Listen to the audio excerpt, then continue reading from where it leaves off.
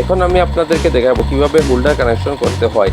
এই যে হোল্ডারটা দেখতে পাচ্ছেন, এখানে লাল তারটি হলো ফেজ এবং কালো তারটি হলো নিউট্রাল। এই যে হোল্ডারটা, এই হোল্ডারটা ওয়ালের মধ্যে ফিটিংস করা। এখন হোল্ডারের কানেকশনটা দেখাবো। দেখুন বন্ধুরা, হোল্ডারের এই যে কালো তারটা, এটা হলো নিউট্রাল, এটা এখানে লাগাতে হবে। এবং এরপরে যে তারটা রয়েছে লাল তারটা, এটা হলো ফেজ, এটা এখানে লাগাতে হবে। এই কানেকশনগুলা সুন্দরভাবে আপনারা লাগাবেন।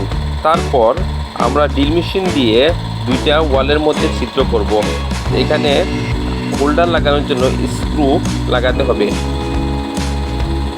এরপরে আমরা স্ক্রু দিয়ে হোল্ডারটাকে সুন্দরভাবে লাগিয়ে দিব, তাহলে হোল্ডারটা ওয়ালের মধ্যে সুন্দরভাবে ফিটিংস হয়ে যাবে।